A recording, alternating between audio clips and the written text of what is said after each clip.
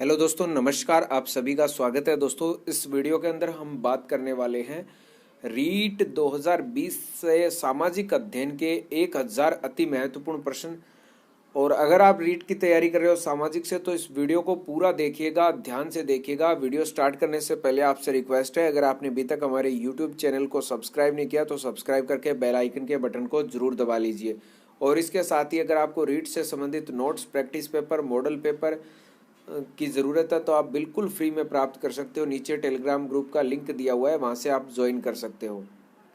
तो यहाँ पे पहला प्रश्न आपको मिल जाता है, खाद्यान्नों की कृषि सर्वप्रथम प्रारंभ हुई थी। तो नव पाषाण काल के अंदर सर्वप्रथम ये प्रारंभ हुई। खाद्यान्नों का उत्पादन सर्वप्रथम नव पाषाण काल में हुआ और यही वह समय है जब मनुष्य कृषि कर्म से परिचित हुआ था। नव पाषाण काल में ही जौ तथा गेहूं की वन्य किस्मों की खेती के योग्य बनाया गया, जिसमें कृषि अन्य गेहूं का उद्भव हुआ।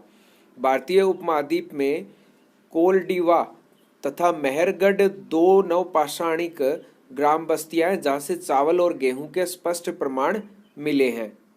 अगला प्रश्न है, यहाँ पे सिंधु घाटी सभ्यता गैर आर्य थी क्योंकि, यहाँ पे सही उत्तर आपका 1 नंबर ऑप्शन हो जाएगा, वह नगरीय सभ्यता थी। तो सिंधु घाटी सभ्यता गैर आर्य मुख्य रूप से इसलिए थी क्योंकि वह नगरीय सभ्यता, आर्य सभ्यता ग्रामीण थी। अगला प्रश्न है, किस वैदिक ग्रंथ में वर्ण शब्द का सर्वप्रथम नामोल्लेख मिलता है? ऋग्वेद के अंदर मिलता है। वर्ण शब्द का जो जिक्र है ऋग्वेद के अंदर मिलता है।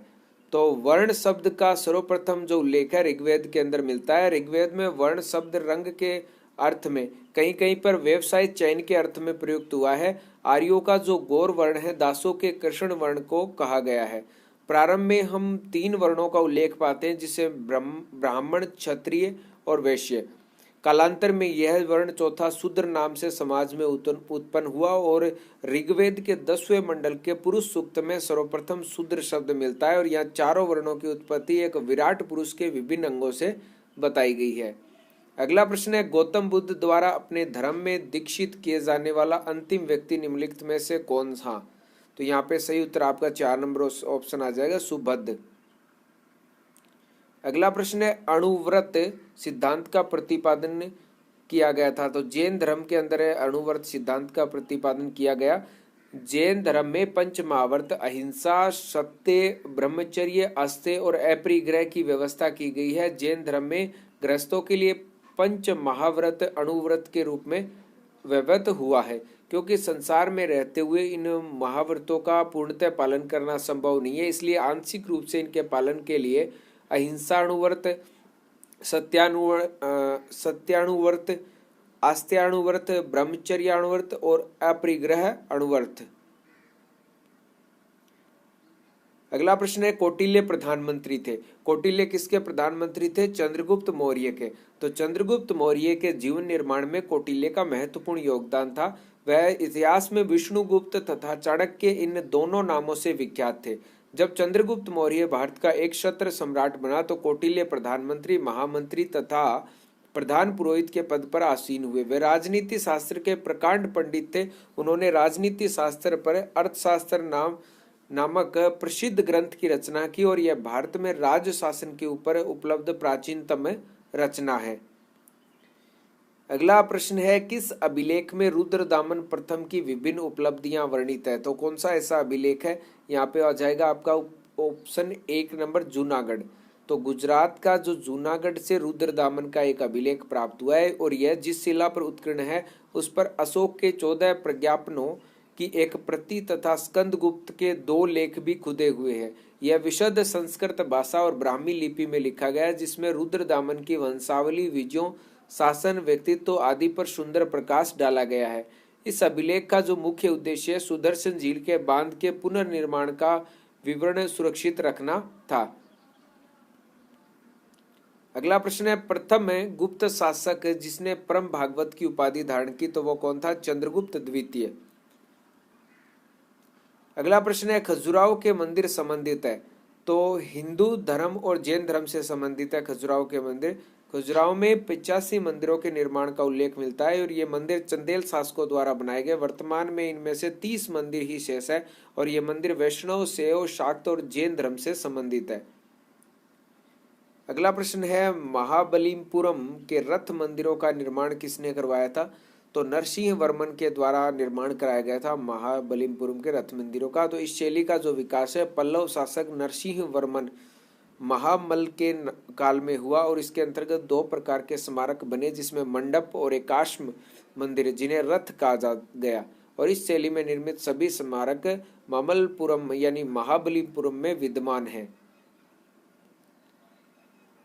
अगला प्रश्न है, कोई व्यक्ति किसी व्यक्ति से उसका धर्म, संप्रदाय या जाति न पूछो, यह कथन किसका है? रामानंद का यह कथन है।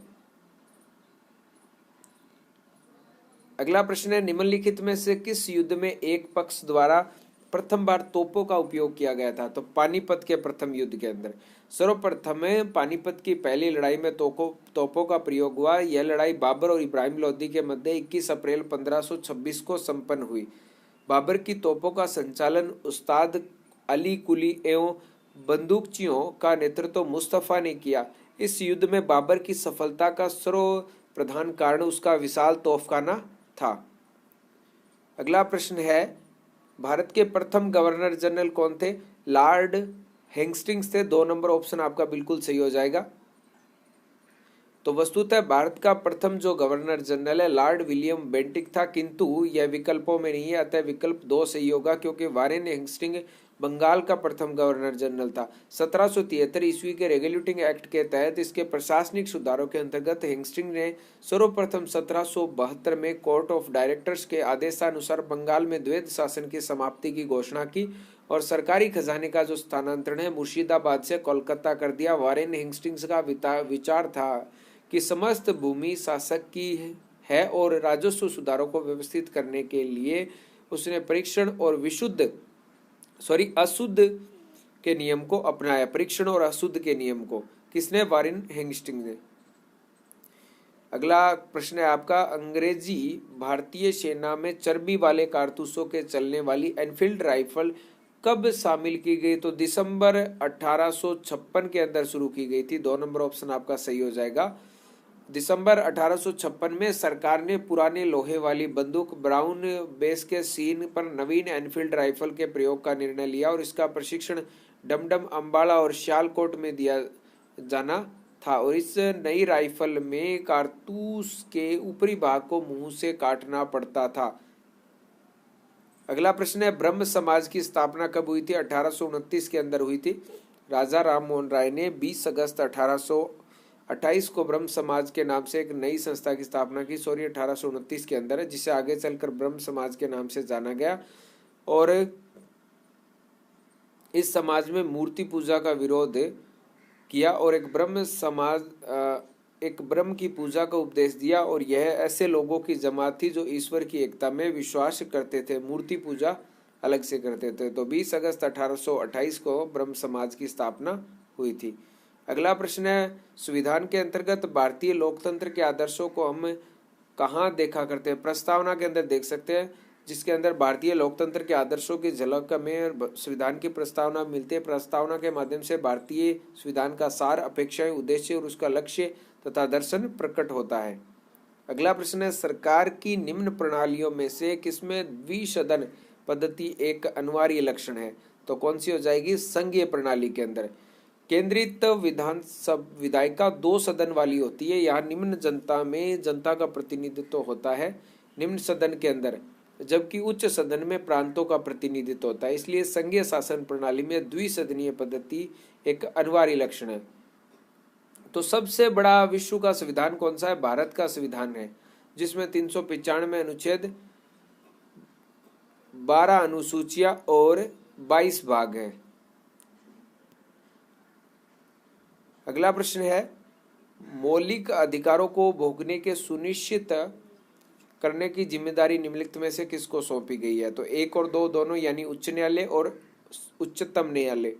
मौलिक अधिकारों का प्रवर्तन सुनिश्चित करने की जिम्मेदारी संविधान में उच्चतम न्यायालय और उच्च न्यायालयों को सौंपी गई है, जो कि इस संदर्भ में क्रमशः अनुच्छेद 32 एवं अनुच्छेद 226 के तहत अपनी सीट रीट अधिकारिता के अंतर्गत कार्रवाई कर सकते हैं।